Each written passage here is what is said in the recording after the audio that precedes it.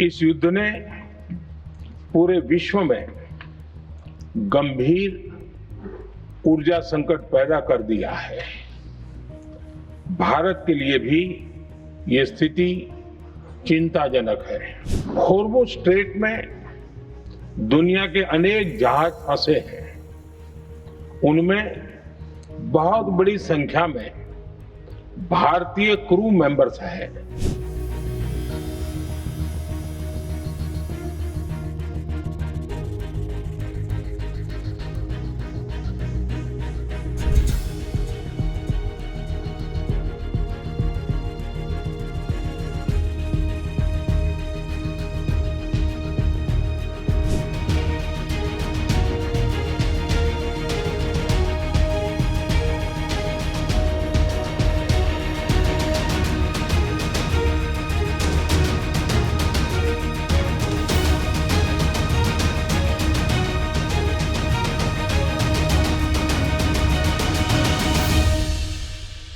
माननीय सभापति जी,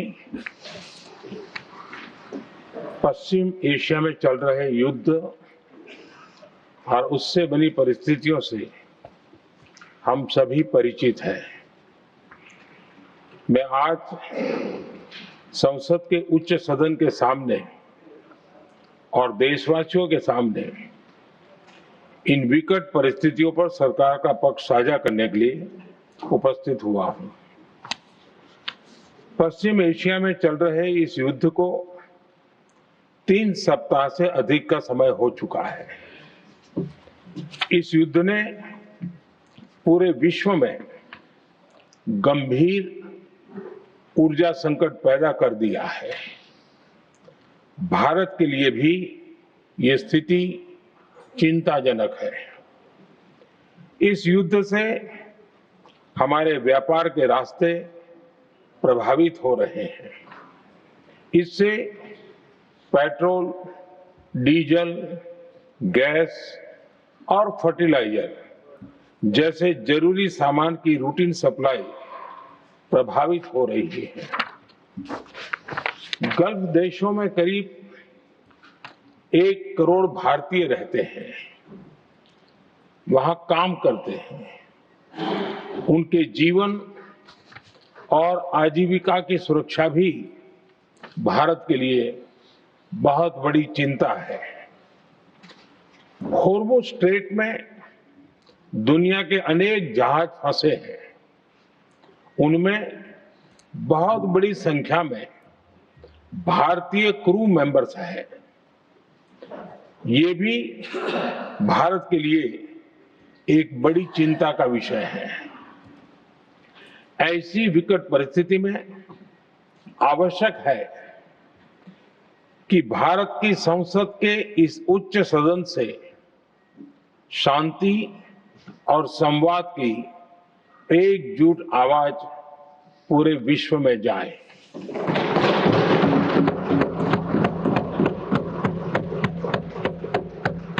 सभापति जी, युद्ध की शुरुआत के बाद से मैंने पश्चिम एशिया के ज्यादातर देशों के राष्ट्राध्यक्षों के साथ 2 राउंड फोन पर बात की है। हम गल्फ के सभी देशों के साथ लगातार संपर्क में हैं। हम ईरान, इजराइल और अमेरिका के साथ भी संपर्क में हैं। हमारा लक्ष्य डायलॉग और डिप्लोमेसी के माध्यम से क्षेत्र में शांति की बहाली का है। हमने डी एस्केलेशन और हॉर्मुज़ स्ट्रेट खोले जाने पर भी उनसे बात की है। कमर्शियल जहाजों पर हमला और हॉर्मुज़ स्ट्रेट जैसे अंतर्राष्ट्रीय जलमार्ग में रुकावट अस्वीकार्य है। भारत ने नागरिकों पर, सिविल इंफ्रास्ट्रक्चर पर, एनर्जी और ट्रांसपोर्ट से जुड़े इंफ्रास्ट्रक्चर पर हमलों का विरोध किया है। भारत डिप्लोमेसी के जरिए युद्ध के इस माहौल में भी भारतीय जहाजों के सुरक्षित आवागमन के लिए सतत प्रयास कर रहा है।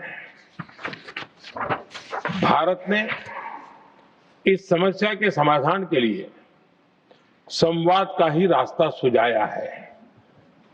इस युद्ध में किसी के भी जीवन पर संकट मानवता के हित में नहीं है। इसलिए भारत का सतत प्रयास सभी पक्षों को जल्द से जल्द शांतिपूर्ण समाधान के लिए प्रोत्साहित करने का है। सभापति जी, संकट की स्थिति में देश विदेश में भारतीयों की सुरक्षा हमारी बहुत बड़ी प्राथमिकता है। युद्ध शुरू होने के बाद से लेकर अब तक 3,75,000 से अधिक भारतीय सुरक्षित भारत लौट चुके हैं।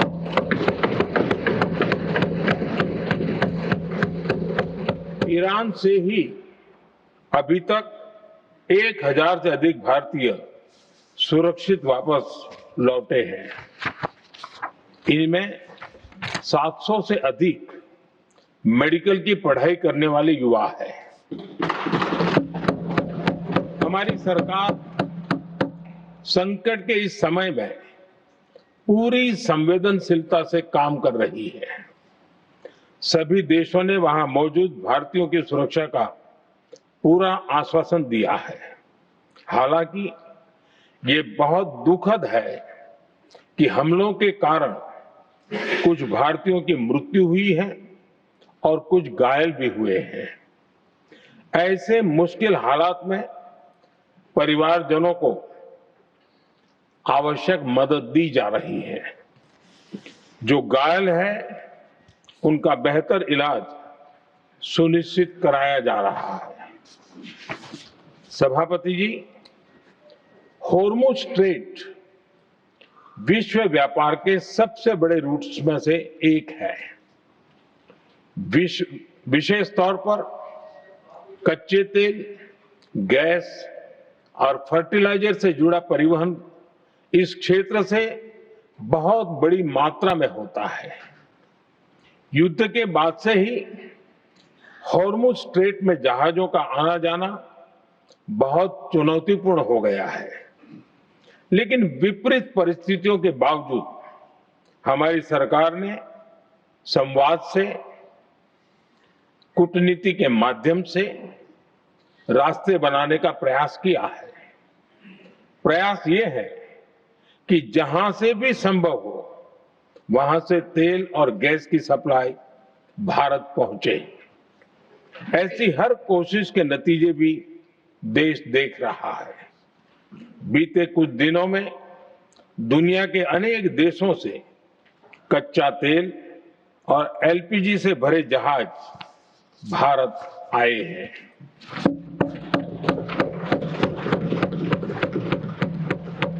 इस दिशा में हमारे प्रयास आने वाले दिनों में भी जारी रहेंगे।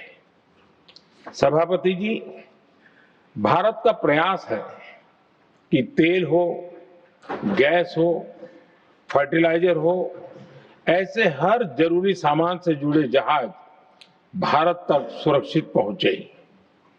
लेकिन इस युद्ध से बनी वैश्विक परिस्थितियां अगर लंबे समय तक बनी रहती है तो गंभीर दुष्परिणाम तय है।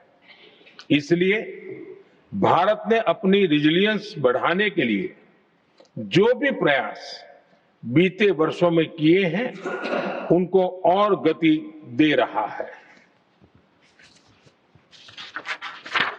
सभापति जी, कोई भी संकट हो वो हमारे हौसलों और हमारे प्रयास दोनों की परीक्षा लेता है। देश ऐसे संकटों का बेहतर तरीके से सामना कर सके, इसके लिए बीते 11 वर्षों में निरंतर निर्णय लिए गए हैं। एनर्जी इंपोर्ट का डाइवर्सिफिकेशन ऐसे ही प्रयासों का हिस्सा है। पहले क्रूड ऑयल, एलएनजी, एलपीजी ऐसी एनर्जी जरूरतों के लिए 27 देशों से इंपोर्ट किया जाता था, वहीं आज भारत 41 देशों से एनर्जी इंपोर्ट करता है। बीते दशक में भारत ने संकट के ऐसे ही समय के लिए कच्चे तेल के भंडारण को भी प्राथमिकता दी है। हमारी तेल कंपनियां संकट के समय के लिए काफी मात्रा में पेट्रोल और डीजल का भंडार रखती हैं। बीते 11 वर्षों में 53 लाख मीट्रिक टन से अधिक का स्ट्रेटेजिक पेट्रोलियम रिजर्व भी डेवलप किया गया है और 65 लाख मीट्रिक टन से अधिक के रिजर्व की व्यवस्था पर देश काम कर रहा है। साथ ही बीते दशक में भारत की रिफाइनिंग कैपेसिटी भी अच्छी खासी बढ़ाई गई है। मैं आपके माध्यम से सदन को और देश को ये आश्वासन देना चाहता हूं कि भारत के पास क्रूड ऑयल के पर्याप्त स्टोरेज के और निरंतर सप्लाई की व्यवस्थाएं है। सभापति जी, हमारी सरकार की कोशिश है कि ईंधन के किसी एक ही स्रोत पर ज्यादा निर्भरता न रहे। सरकार घरेलू गैस सप्लाई में एलपीजी के अलावा पीएनजी पर भी बल दे रही है। बीते दशक में देश में पीएनजी कनेक्शन पर अभूतपूर्व काम हुआ है। बीते दिनों में इस काम को और तेज किया गया है। साथ ही एलपीजी के घरेलू उत्पादन को भी बड़े पैमाने पर बढ़ाने का प्रयास किया जा रहा है। सभापति जी, बीते वर्षों में सरकार का निरंतर प्रयास रहा है कि हर सेक्टर में दूसरे देशों पर निर्भरता कम से कम हो, हम ज्यादा से ज्यादा आत्मनिर्भर हो, यही एकमात्र विकल्प है। जैसे भारत का 90% से अधिक ट्रेड विदेशी जहाजों पर होता है, ये स्थिति किसी भी वैश्विक संकट में भारत की स्थिति को और भी गंभीर बना देती है। इसलिए सरकार ने मेड इन इंडिया जहाज बनाने के लिए करीब 70,000 करोड़ रुपए का अभियान शुरू किया। भारत आज ship building, ship breaking, maintenance and overhauling ऐसी हर सुविधा के निर्माण पर तेज गति से काम कर रहा है। भारत अपने डिफेंस सेक्टर को भी अधिक रेजिलिएंट बना रहा है। बीते दशक में किए गए प्रयासों से भारत आज अपनी जरूरत के अधिकांश हथियार भारत में ही बना रहा है।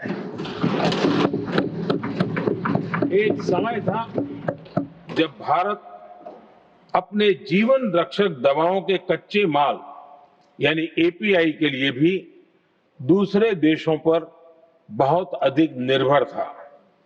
बीते वर्षों में देश ने भारत में ही एपीआई इकोसिस्टम बनाने के लिए अनेक प्रयास किए हैं। इसी प्रकार रेयर अर्थ मिनरल्स में विदेशी निर्भरता को कम करने के लिए भी बड़े कदम उठाए जा रहे हैं।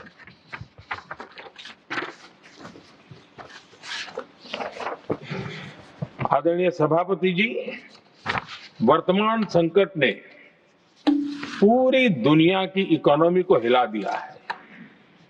अभी तक पश्चिम एशिया में जो नुकसान हुआ है उससे रिकवर होने में भी दुनिया को बहुत समय लगेगा। भारत पर इसका कम से कम दुष्प्रभाव हो, इसके लिए निरंतर प्रयास किए जा रहे हैं। हमारी इकोनॉमी के फंडामेंटल्स मजबूत हैं, और सरकार पल पल बदलते हालात पर नजर रखे हुए है। सरकार इसके शॉर्ट टर्म, मीडियम टर्म और लॉन्ग टर्म ऐसे हर प्रभाव के लिए एक रणनीति के साथ काम कर रही है। भारत सरकार ने एक इंटर मिनिस्ट्रियल ग्रुप भी बनाया है। ये ग्रुप नियमित मिलता है और हमारे इंपोर्ट एक्सपोर्ट में आने वाली हर दिक्कत का आकलन करता है और ये ग्रुप आवश्यक समाधान पर भी निरंतर काम करता रहा है।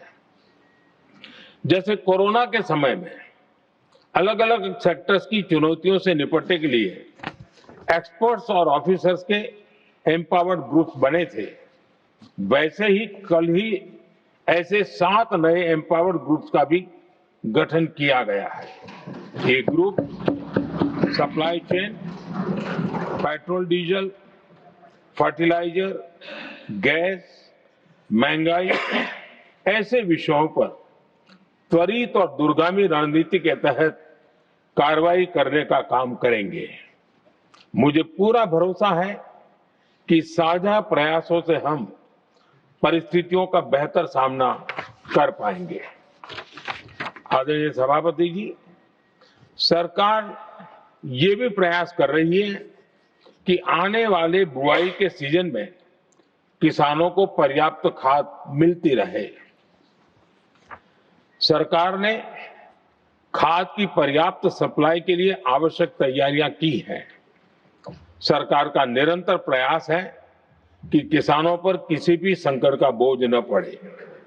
मैं देश के किसानों को फिर आश्वस्त करूंगा कि सरकार हर चुनौती के समाधान के लिए उनके साथ खड़ी है।